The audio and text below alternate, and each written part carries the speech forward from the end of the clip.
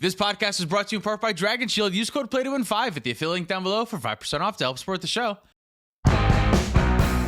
Welcome to the Play to Win podcast, where we talk about winning in cEDH. I'm Cam. And I'm Dylan. This week, we're talking about this or that in cEDH. Would you rather? Would you rather? All right, I'm what into we're gonna it. play. Yeah, so I'm very excited about this. You have a couple of scenarios, suggestions, things of this, things or that nature. We're going to talk about which one would be better or worse. The rules are going to be as follows for this. You have to choose one of these. You can't pass. Okay. But you're allowed to ask as many follow-up questions as you'd like. Okay, I'm into it. Me and you are each going to choose one for ourselves, too. We can talk about why they're bad and why we might not like the thing we are going to say that we choose. But again, we still have to choose something. Wonderful. Okay, I'm on board. I get it. All right, so the first one's pretty standard. It's like a control would you rather here, just Okay. to get a sense Yes. for this. So would you rather ban Thassa's Oracle or ban Rhystic Study? I feel like these are the two most popular cards that people will talk about for bans in cEDH, so I figured, why not just put them up against each other? If you had to pick one to ban, which one would you? So I feel like Rhystic Study and Thassa's Oracle both are like, there's an argument for why they are the strongest card in the format. Rhystic Study probably does like the single most overall to a game just by being in play, but Thassa's Oracle is like the most efficient win condition that we have. So there's definitely a good reason to ban either or both of these cards. Not that I'm saying that either of these cards should be banned, but if you're looking at it from like a power level perspective, which Wizards is taking over the format soon, so maybe they are, Rhystic Study and Thassa's Oracle, in my opinion, are the two strongest cards. I think banning Rhystic Study would lead towards a... let me think about this. Actually. Because we already have signpost cards banned that are similar to Thassa's Oracle, but are just like way worse and less efficient than Thassa's Oracle. Yeah, I think banning Rhystic Study would do less to the format. I think banning Thassa's Oracle cuts like Dimir from being like the very best no matter what color combination. I think getting rid of Thassa's Oracle means that we do have to rely on some other win conditions. Banning Rhystic Study, I don't know that it would actually change the decks that we see. It would change the gameplay and how the games feel a little bit more, but the metagame I don't think would really change at all. I think you're right. It's kind of like what the Mana Crypt ban kind of did. Like it just made every single deck worse, the same way that a Rhystic Study ban would make every single deck worse, whereas the Thassa's Oracle ban just hits the decks that win that way. Right, yeah, and although like it both hits blue decks, so I guess there is a world where like non-blue decks get a little bit better, but I don't know that it would have a ton of effect on that as much. I think I would agree because blue decks are still going to be good. Yeah, the games just look a little different. What makes blue good is still good, and the other colors didn't gain a strength to go along with it too. I think I would prefer to ban Rhystic Study over Thassa's Oracle, only because Rhystic Study they both do their thing better than any other card, but Rhystic Studies is like far and away better, I think. All of the other draw engine type things, you can play around a little bit easier, and maybe that's not even true, because it all fucking depends, because like Mystic Armor, you could just play creatures, but for some decks, that's impossible, and for some decks, it's easier to just pay an extra mana on everything, so it all depends, but for me, I would rather ban Rhystic Study, just because I think it would make all the other draw engines see a little bit more play, whereas banning Thassa's Oracle, the next best thing is still going to win the game. Yeah, the gap between Underworld Breach and whatever the next best win condition is, now that Dockside Loops isn't a thing. So I guess it's Devoted Druid infinite mana combos. Yeah, but then what do you actually win the game with? I guess Finale, like, I don't know. It just makes it so much harder then too, right? Yeah. Like I feel like all these decks, well, I don't know, like there's already a lot of decks that say, oh, I don't want to play Thassa's Oracle, even though it's the easiest way to finish the game. It's a dead card and I don't necessarily need it. I can win the game with Finale, like you said. So I feel like banning Thoracle, I don't know, I feel like it just hurts like a very certain group of decks. I don't know. It would hurt Turbo a little bit. It would hurt the early wins out of nowhere, but most of the time, I feel by the time that you're winning with Thassa's Oracle, that might as well just be any other thing. Do you know what I mean? Yeah, I mean, I guess there is also the argument that there's some decks that like wouldn't exist without Thassa's Oracle because they can just easily get your whole library into your graveyard, and thanks to Thassa's Oracle not requiring you to draw another card, you don't necessarily need something else to go off. It's an interesting choice, again. I'm not really sure which one would lead to a better metagame, to be honest. Like, banning the Thassa's Oracle would make the win conditions a little bit different, but the games would, I think, play out mostly the same. The period of the sentence of the game would just be in a different font. It would just happen the same way. It would just be by another card. Whereas banning Rhystic Study, I think would like change how the games are played a lot. I think so too. Which would be like, as a cEDH player, that's more interesting to me. So yeah, I stand by ban Rhystic Study over Thassa's Oracle. I would also choose to ban Rhystic Study too. Yeah, because I do think that I like things that shorten the game rather than extend the game. Yeah. And I feel like all Rhystic Study does is like help us get into the mid-range hell a little bit more, whereas Thassa's Oracle is actively working against that and trying to win you the game. So although people might not like when the game feels like it ends abruptly, I have two things to say about that. Number one, a lot more Magic formats are coming around to that. Even look at draft. Someone lands a bomb and then wins the game immediately in a lot of draft formats now. So I feel like it's the same's going for a lot of other formats. It's just kind of making cEDH feel a little bit more like other ways to play Magic. And two, a lot of times, we've said this on the show before, but things like tutors exist. And if you're paying attention to what your opponents are doing, you can kind of surmise when they're setting up a Thassa's Oracle or really any other 2-card combo for that matter. Yeah, I think a lot of the times we may feel the win comes out of nowhere, but like you're saying, the win doesn't really come out of nowhere. There were signs pointing that something could be happening, an amount of mana, an amount of cards drawn, that maybe instead of tapping out for your Tymna, it's better to hold up an Orcish Bowmaster or a Counterspell or something like that in the early stages of the game to make sure that you don't die in those early situations. Yeah, so we would both rather ban Rhystic Study, but I don't think either of us wants Rhystic Study banned, though. Not necessarily. I would say, though, like, if you were to, like, tell me right now, ban one card to, like, make cEDH better, it probably would be Rhystic Study. It would be Rhystic Study, probably. Yeah. Which is weird, I think, because it's just fucking... all the other ones... Sphere of Resistance. Just pay the extra mana. Well, but it just doesn't... because of multiplayer, it doesn't work out that way. No, because it's going to base on what what's in their hands and what's in their brain at the current situation, which you can never play around. Yeah, and if you mulligan real low and you have to do anything to stay in the game and you have to feed their Rhystic Study 2 or 3 cards, then it changes all of the balance and... yeah, if I were to ban one card, it'd probably be Rhystic. Yeah, because every other card advantage engine has a drawback. Like Esper Sentinel triggers once per turn per player. Polywog Prodigy is bad, and like Mystic Remora goes away when you don't have the mana to keep up for it too. Whereas like Rhystic Study's around forever, triggers off every card, and that one mana a lot of times is never getting paid for. Yeah, definitely. The other draw engines, I think they're super interesting to try to play around. I think that's like the fun of cEDH, but Rhystic Study is just it's the best one. Agreed. Yeah, right? It's like fun finding to figure ways out, to play around them. Like I can figure out how to play around this Esper Sentinel. I can figure out how to play around that Ledger Shredder. Like that's the fun, the joys of cEDH, how to play around these cards. But with Rhystic Study, it's harder to do that. I'm almost talking myself into wanting Rhystic Study banned, but I don't want to advocate for bans because I like the format. Yeah, that's another topic. All right, let's move on. So our second would you rather never be able to play green again or never be able to play white again? Never be able to play white again. Yeah, green. I like green. Really? So, yeah, I think I would much rather be able to play green for sure than be able to play white. That's interesting. Okay, what makes you want green more? Wait, sorry, hold on. Let me back up again though, because we're talking specifically cEDH. This is here. cEDH. Would you rather? Okay, because in Magic as a whole, I don't really touch white outside of cEDH. It's like my least favorite color by a lot. A lot of my favorite decks just don't involve it. But in cEDH, Silence is a really good card. It is a little closer. I think I just enjoy green cards better, even though green may not be as powerful as white is right now. The green cards that we do have access to, like Culling the Ritual, I think are just like more cool, better impact on the game, and they're fun. I like Mana Dorks, and I don't know.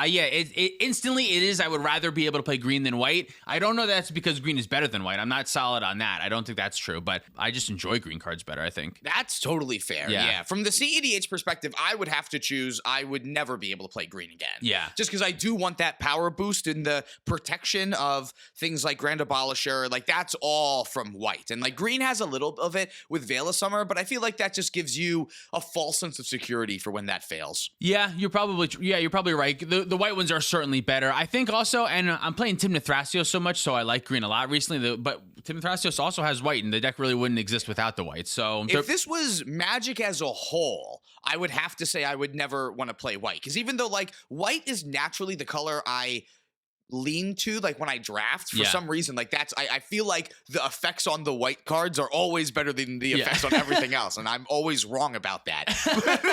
But I feel like A, that would get me away from that, and B, like after all of like the green that's in casual EDH that I play, that's in like the 60 card formats that I play, like it would be really hard for me to leave green out of Magic forever if it was in all of Magic. Yeah, it is. Both of those cards I think are solid support colors right now. I think blue and black are like our main like primary colors that you are focusing on in your cEDH decks normally, and then green and white are great support colors. And then right now red has a weird spot in my home for cEDH because what it's good for is like Underworld Breach, realistically. Can you name a second thing that it's good for? Magda.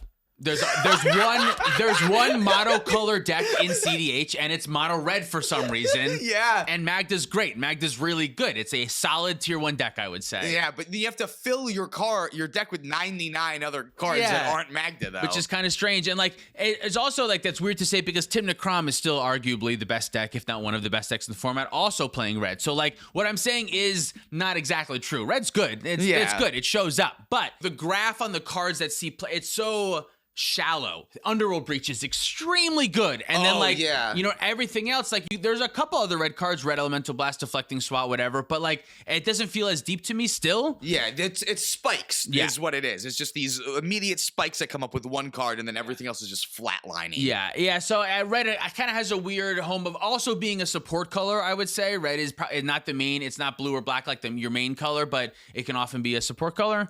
Yeah, I don't know. The question was green or white. I picked green, even though white's better in cEDH still right now, I think. Yeah, I think so too. All right, so our third would you rather. Would you rather counter a creature or remove one from play? This one feels impossible without any other context. Counter the creature. Really? You would rather counter the creature? I would rather remove one from play. What if it's Thassa's Oracle? Doesn't do anything. Well, that's the one circumstance. And in that case, I could counter the thing that follows up Thassa's Oracle that's trying to win the game, like the Demonic Consultation or something. Without any information, it feels too high. I see what you're getting You're at. allowed to ask follow-up questions. Okay, yeah, we're allowed to ask follow-up questions. Yeah, what's the creature it would be the question. Okay. My answer to that is I see what generally. You're saying.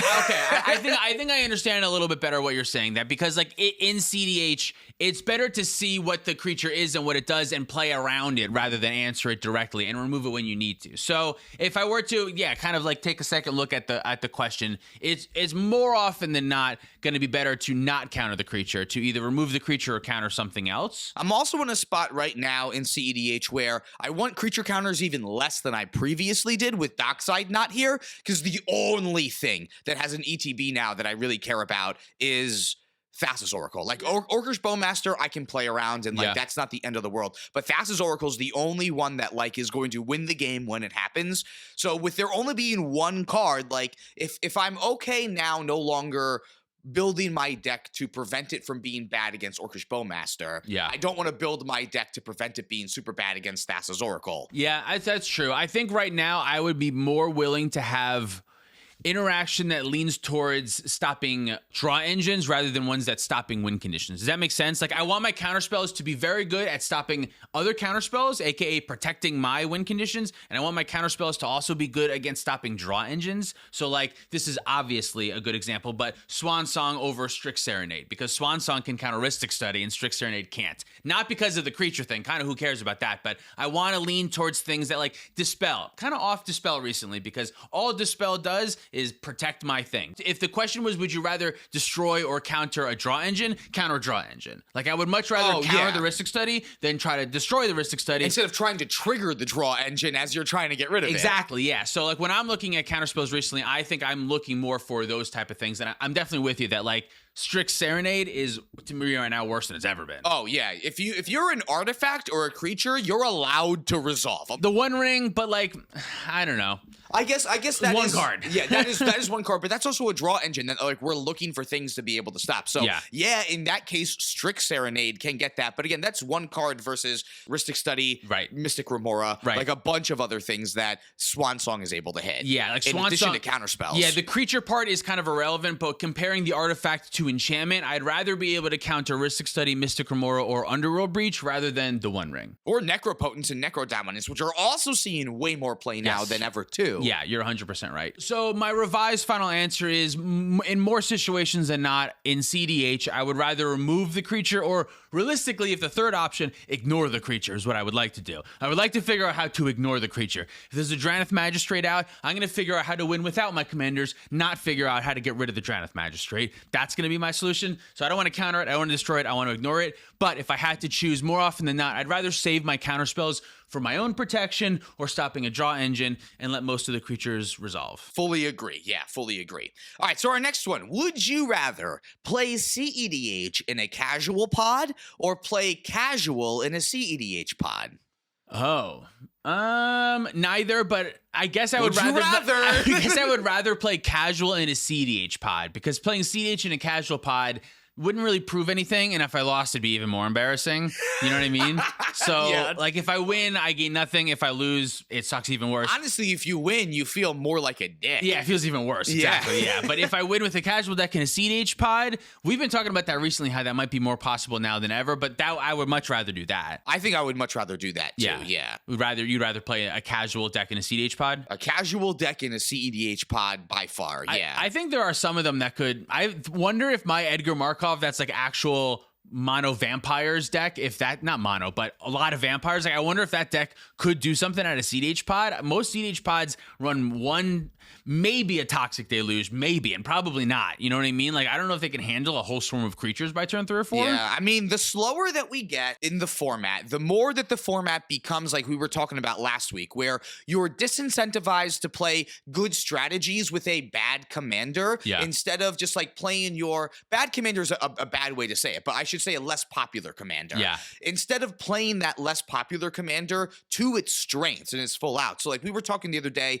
about an Edgar Markov deck that has like Razaketh builds in it, because like you play a couple of cheap vampires that let you make extra vampires to get extra tutors, but like you're kind of forcing yourself to play a bad strategy to make Edgar Markov work in cEDH. Yeah. Whereas maybe just the better Edgar Markov strategy is just pump up Edgar Markov to a 10 because you're playing all the tutors, you're playing like a really good way to like run Underworld Breach and finish the game that way, while also like presenting very lethal board states with attacking creatures too. Yeah, and so like that's what I wonder. Like if I am building an aggro deck, like Edgar Markov is built to be an aggressive deck and casual commander, but if I were to be able to build it like as strong as possible, I'm not sure how many tutors I would include, because tutors are kind of bad in an aggro deck. That's true. Like, what are you tutoring for? Like, if my plan is to, like, beat face, wasting mana to do nothing and put a card into my hand and then having to spend more mana, tutors are so good in cEDH because win cons are one card, or win cons are, like, all I need is this one thing to find. But, like, with Edgar, I'm building a board that's wide. There probably would be a couple tutors that I could find that would find the big lords or the draw effects and like whatnot, but I don't know that I'd be jamming every tutor in there. I don't know that I would be jamming even Underworld Breach. I mean, I can see that. Like, I feel like there might be times where you just need an I win the game button. Like, that's the only reason why I bring up just like having Underworld Breach and like a way to be able to do that. But I think you are onto something with the tutor part though, because when I think about a deck that wins through combat damage all the time, I think about Winota, and that deck, I mean, was in bad colors. Had no tutors. But options, like the tutors that it did use were like the recruiters, which were like things that worked well with the deck that you could get out for free to then go get the thing that you needed to help progress you too. So I feel like if you had tutors that would be able to get like the Oathsworn Forerunner, what's the guy that like brings a vampire to the top of your deck? I know. Yeah. What is the name of that card? Something it's from like that. Ixalan it's a 3-mana white one. Yeah, it's original Ixalan block, but like more cards like that. I feel like that not only build towards your game plan, but also are tutors instead of Imperial Seal for Imperial Seal's sake. Right. Yeah. I think also I would probably run the Oathsworn Vampire Phyrexian Altar combo that Edgar has access to with the Blood Artist effect. More sense. That's your I win the game. I think button. I would do that because there would be certainly some changes that would make. I'm not running any Blood Artist effects right now. I would run all of those in that situation. Oh, for sure. I would run probably Enlightened Tutor to help find like the artifact and a couple other things. Put Bolas' Citadel back in. The version that I'm playing right now is very much like a vampire themed deck. Yeah. There's probably 15 or so cards that I would change. Specifically, I think like the interaction. I have Anguish on making in that deck. That just wouldn't work at all. You know what I mean? That would feel really bad. But that's another way that you'd be able to completely revamp. Yeah, and like vamp. I was even better than the one I was thinking of. Yeah. But yeah, so that means that it's just way more efficient than that way too, which I think really makes it so funny after all these years of online gatekeepers saying, no, your deck is in cEDH because your commander doesn't, draw cards or do something like that, is now like we're at a time in the meta where that's completely turning around. Yeah, I think so. And I'm not sure. I still want to play this out. I'm not really sure if that actually is how things would go, but I think deciding something is or is not cEDH, we've always had this talk that it's all cEDH. Some of it's just bad cEDH decks. But the line's way more blurred now than it ever was. Yeah, exactly. Definitely. So, all right, so we would rather play casual in a cEDH pod because we could still win that game. Would you rather ban all partners or ban all fast mana from Commander? If you had If I to had choose to. one, yeah. I wouldn't ban all partners because banning all partners, I think, would just like isolate a few commanders to the top, and it would like remove a lot of diversity in the format. I think people maybe are under the assumption that if partners are gone, other decks like Kess or Zur would become popular and good again, but I don't think that's what would happen It's at the all. same thing like what happened With the when bans. Mana Crypt and Yeah. Dockside were banned. Decks that were bad are still bad. They're not gaining anything from there being no partners. Yeah. So I think I totally agree with you. Like Nagila, Sisay, like Magda, like Yuriko, Kinnan. These decks that can just do the cEDH thing on their own and Yeah. still be really good in the small amount of colors that they have are going to super outshine every other deck that is available because They do that now. So what would change? What would change? What would change? The only thing that would change would be those partner better decks would stop halting the Yuriko deck. So like Yuriko wouldn't necessarily get better, but it would just be the last one remaining. So like Yuriko, Kinnan, Magda would be tier 1, I think, and then that maybe Nagila and Sisay, probably just Sisay, and that would be it. So I think the meta would shrink a lot. So I don't want to do that. Banning fast mana would also suck, but man, banning all fast mana would make Roxai impossible. Well, and it's tough too because I feel like fast mana is like a major selling point to cEDH. Like part of the reason why we play this format is because we get to do busted things very quickly. So I feel like it also takes away a lot of the identity of the format too. Yeah, that's true. And maybe banning the partners. I mean, I do like a nice small meta. It makes it really easy to help figure out what you want to play against and what you you're don't going to have play to- against. That's So true. And like you don't have to worry about like running into like what- a lot of different things then. You can I just don't like know- play for a smaller metagame. I don't even know what you would play as the turbo deck. Like, what would the turbo, if you were to ban partners, what commander would play the turbo role? Magda could play the turbo role. Like No, Magda, like I'm like specifically Adnaz, like a turbo Nas strategy, an all in Grixis strategy. Oh, yeah. I don't even know. Like it's something that's just the colors. Cormella, Like maybe, or Cormella would still be really fast. I mean, Kess is still in the maybe colors Anala, too. something yeah. like that. As far as gameplay, to be honest, if fast mana was banned, what would be the appeal to play cEDH then anymore? I don't even know if I would. Maybe my answer is the other one. Maybe I'd rather have partners banned. So banning all fast mana. That would make it much less interesting to play, I think, because that's one of my appeals is powerful things. Here's to my play. follow-up Yeah. question. What all is considered fast mana? Like the 0 and 1 mana rocks? Like And is yeah, Grim Monolith it's your fast question. mana? I would say anything that makes more mana than it costs. So Dark Ritual's banned. Dark Ritual would be in part of Well, that. yeah, I would say too. Anything that makes more mana than it costs. Is Selvala banned? Like things that scale. Do we ban Marwyn the Nurturer no, then too? Fast mana has to be on its own, I think. So things that require other things aren't fast mana. Like Selvala requires another creature. It's not fast. Chromox is fast mana. Okay.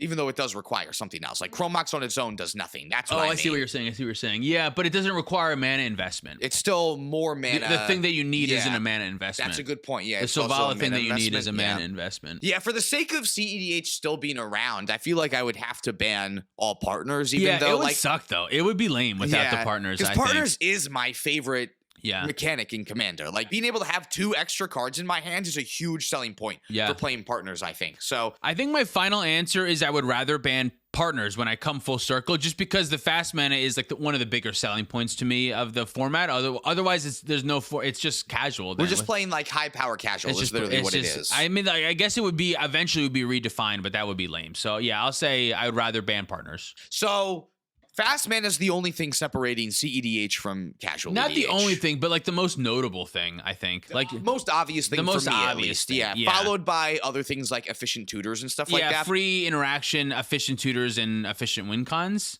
All of those things plus fast mana are cEDH. I agree, But removing yeah. partners doesn't remove a section of cEDH. It just swaps the metagame a bunch. And this is all we're speaking very arbitrarily and vaguely This because is all hypothetical. if you play Deadly Relic in a casual deck against me, I'm not going to say you're playing a cEDH deck. Oh, certainly not. But yeah. but it's like it's our guidelines. If you've seen our casual episodes, like these are all our guidelines. Yeah, here. that one breaks my rule because it says the word commander on it. I don't play Oh, any that's words true, that hard though. to say That's commander true, in yeah. casual. All right, so we would ban we would be very sad, but we Yeah. would have to ban partners. I think so, yeah. All right. Would you rather have Mystic Remora for turn 1 or have Rhystic Study for turn 2? What's my seating order? Fourth. Fourth You're either going way? fourth either way. Huh. Do I know what my turn 1 play is? If the turn 2 Rhystic Study, it's just mana or something. You have nothing on turn 1. Nothing on 1. You have nothing on turn 1 because your just like land, your next Ancient land Tomb. is Ancient Tomb, Rhystic Study. Yeah, that's what you're setting I'm up going for. 4th either way. Or maybe I'll allow you to have Chrome Mox, like 1 piece of fast mana, and on turn 1, and then go land for Rhystic Study too. Do I know what decks I'm playing against? This is tough because now I feel like I have to set up a pod that is not going to be biased towards one or the other. Yeah. You're playing against It can be 3 blue farm players. 3 blue farm players. Okay. The pod from hell. I would rather the Mystic on turn 1 still. Because a lot of the times blue farm can be pretty set up by turn 2. And if there's a Rhystic Study on the end of my turn 2 and they go into turn 3, they may not need to cast spells anymore. They maybe already have Timna in play and they can just hold up mana. And then my Rhystic Study can really be really bad that turn cycle. Whereas if I do Mystic, and this is just gut. I have no fucking clue, right? But I'm thinking that if I go Mystic on my turn 1 and they go into their turn 2, they're going to want to play a Rhystic Study of their own. They're going to want to advance their own Born State, which might be Timna, and that might not draw me a card, but it might be. And I think on turn 2, a lot of the times they are more willing to tap out than turn 3. Turn 3, I think Blue Farm is very willing to not tap out if it doesn't need to. I'm glad you asked those follow-up questions because in a vacuum, Rhystic Study on turn 2. Oh, that's like the best card ever. Like, that's true. I just want that.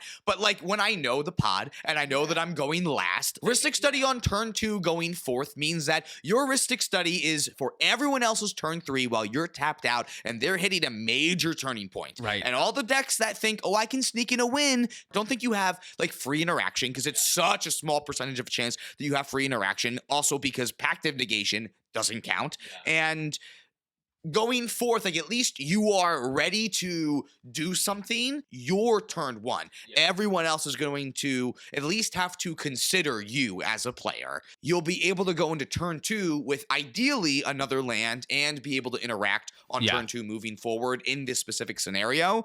So I think I have to agree. If I'm going last against 3 blue farm players, I'd rather have turn 1 Mystic Remora than a turn 2 Rhystic Study. If the scenario was slightly different, I might switch it up. Yeah, definitely. If the scenario is different, there's certainly a good argument for Rhystic Study turn 2 first. But yeah, kind of like what you were mentioning is like, if I go turn 1 Mystic Remora, that means on turn 2, I can hold up 1 mana and still have kept my Mystic Remora around, right? Or I could like at least use that mana to make more mana to keep my Mystic Remora around even longer than 2. Like if I play a Soul Ring or something with that other land. In the pod specifically, because of how Blue Farm, in my experience, tends to play out, I would think I would just rather earlier. The earlier, the better. Yeah, and again, if we said 3 Timna Thrasios, I might want Rhystic Study on turn 2 because they'll probably go Dork, Thrasios with my Mystic Remora there, and Blue Farm is way less likely to do that. Yeah.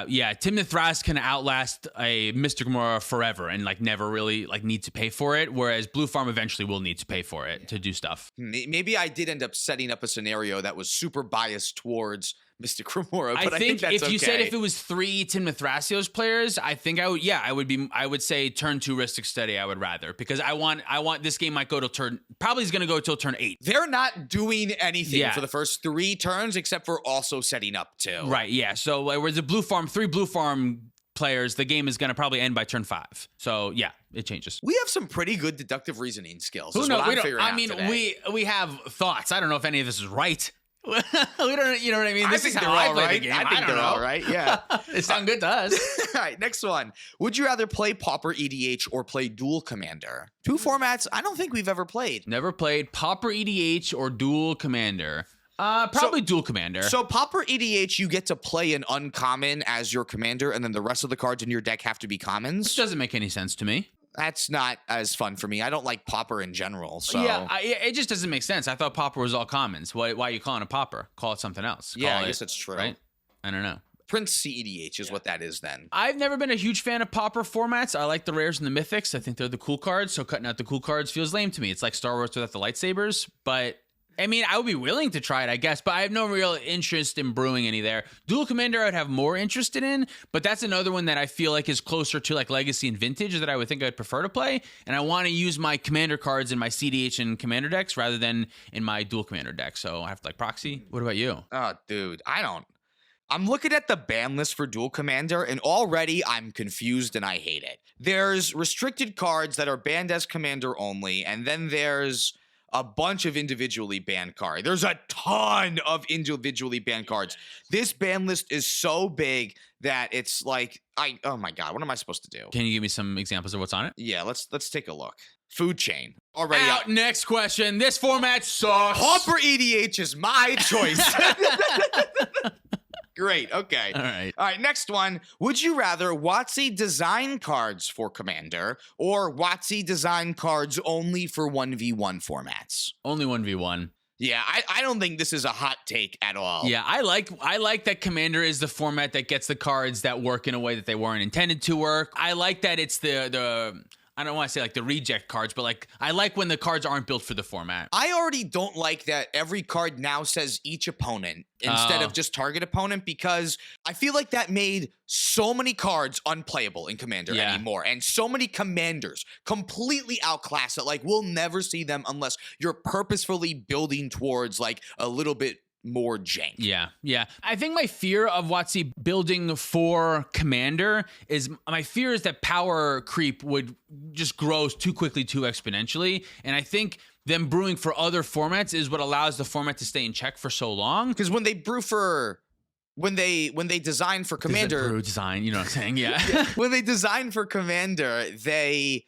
print cards like Jeweled Lotus and Dockside Extortionist, right, which bust the format wide open. Right, yeah. But it is kind of a double-edged sword, because I do like that Wizards is paying attention to Commander and they're building cards that are interesting in Commander. It's not super fun all the time when I get to look at a card like Archon of Cruelty, one of my favorite cards ever, but can basically not be played in Commander at all because it says target opponent, target player, rather than each opponent. If it said each, maybe it could, but because it really can't be played in Commander at all. I think my vote would still be, I would rather have WotC only designed for 1v1 formats instead of Commander. I think so. I do think that makes Commander more of the fun casual format and kind of brings it back to its roots. If I were to be honest, in a dream world, I think it would be nice to have Wizards building cards for the set. For cEDH, I think that actually would be very cool. But the way it stands right now, I feel like I would rather them just not, from the way that it looks. To be fair, they have know. 35 years. How long has Magic been around? Almost 35 30 years. Yeah. We just had the 30th anniversary like last year or something. Was that just last year though now? At this point, it might have been technically 2 years. I think it was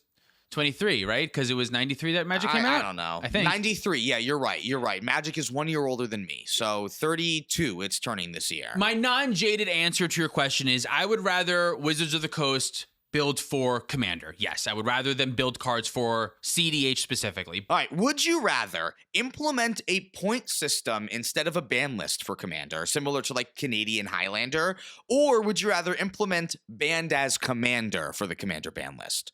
Oh, neither. With like the possibility of Leovold or Golos being able to be in your 99, but not in your command. Both of those make it unnecessarily confusing. Yeah, but you have to choose one of them. Yeah. Banned as a commander or what? Or a point system. So like Underworld Breach would have like 7 points. Yeah, out of 10 it would be something. kind of set up like maybe not exactly the Canadian Highlander Banned as commander. one. But Banned as commander, definitely. The points thing feels weird to me because like what if you're wrong about your points? And I don't know that through our game because I don't see the amount of things that you get and you don't get deck checked throughout the tournament. It would make me like unnecessarily skeptical. And not saying that anyone does that, but like unless you're supposed to display your points at the beginning of the game before you shuffle, and I don't know that about the format, it feels weird to me. Like you could have any number of things and if you don't get checked, I don't know. Points systems can change then too. And if someone like doesn't know that like the points are different then, like that's way harder to build you can't just like swap out one card as easily, I feel like, because now you want to completely revalue how your deck is built at that point. Yeah, so I would not want that one, I don't think. No point system. Yeah, we would rather I would much rather banned as commander. Yeah, much rather banned as commander, and then I think Nadu's fine in the 99. Nadu, I think, would be way more fine in the 99. It would be like a fine win condition that would be kind of like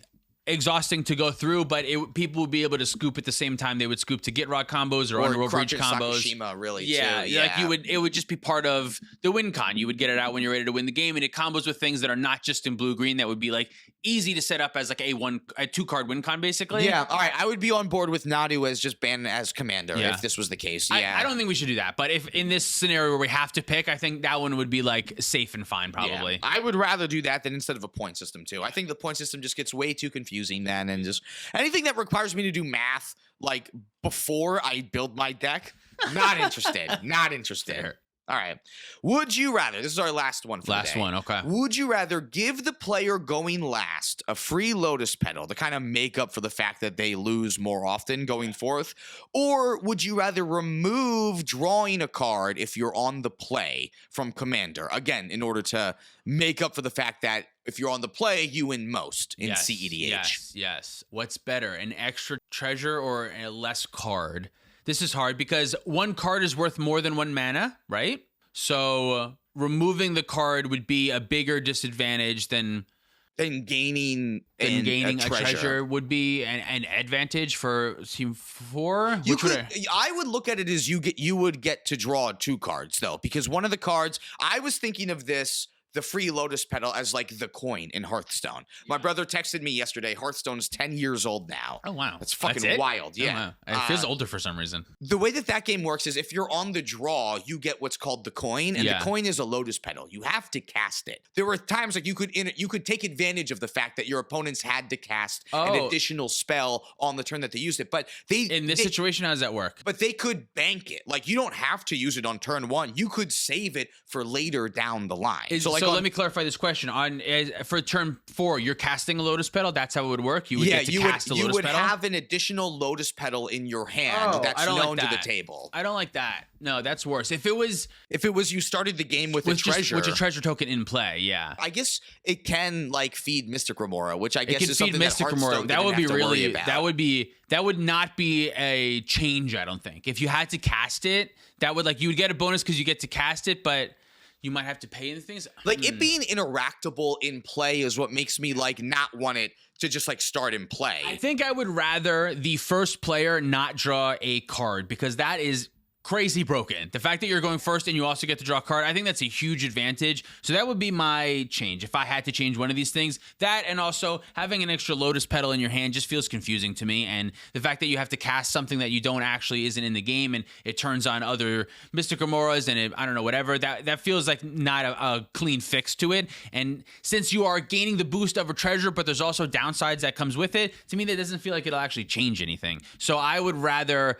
have the first player not draw a card at the beginning of their first turn. Me too. Yeah, I think I would choose that one too. Something that I've been thinking of is that this is actually the best way to fix the players going first and second have a tremendously much larger % chance to win the game. I would be fine if players 1 and 2 did not draw on their first turn, because then it's the same way as it is in 1v1 where 50% of the players aren't drawing on their first turn. I think that makes it way more balanced that way. Yeah, I agree. Yeah, 50% of the players not drawing on the first turn does make it way more balanced. Because the other thing too is you're keeping hands not even on the strength of what that top card is. And a lot of times you go, oh, I just drew Chrome Mox. Now this hand's even better. Yeah. It makes it feel a little bit more fair in the 1v1 sense, where if we're actively trying to make cEDH a competitive format, that's the best way to do it. Yeah, I agree. I think the first and second player shouldn't draw a card, and then the third player would be advantage, but the third player gets to go after 2 players. And I think that trade-off is more that's not an advantage. That's not an advantage anymore. And it also,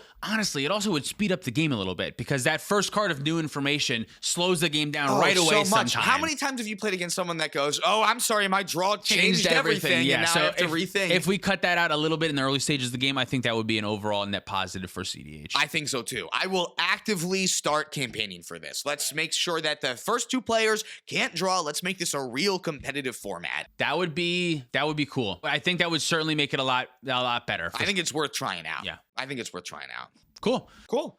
Would you rather keep the podcast going or stop it here? Stop it here. All right. Thanks so much for watching. If you'd like to support us directly, you can do so on Patreon, like our $100 patrons. Jude Knowles, Spangler, Demetrius Clark, Larceny Royce, Your Boy Blue, Sparky B, Insomnia, SC Phillip, Olden Groupie, Gecko21, Caleb Ritchie, Zach Hartley, Reactive, Sean in the Ice, Luke Cook, Demon of Rosgrees, Peter Stewart, Corner Wild, Uncle Butts, Nick Foles, Goto9, Kawaja A. Hamid, Lauren Connell, Scott Hawk, and Baby Jeebus. If you want to pick up any of our merch, you can do that at playtowinmtg.com. Thank you, Dragon Shield, for supporting the show. Use our link and code PlayToWin5 for 5% off your orders when ordering from them. Follow us on social media for more content. Thank you for watching. See you next time.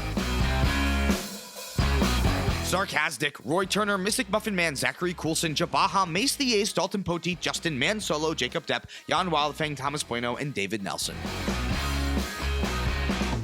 Welcome to the Play to Win podcast, where we, Dylan and Cam, talk about cEDH. Well, that's a fucked up intro. I don't know why I tried to do something different. Maybe start over. Yeah, I'm gonna start it again.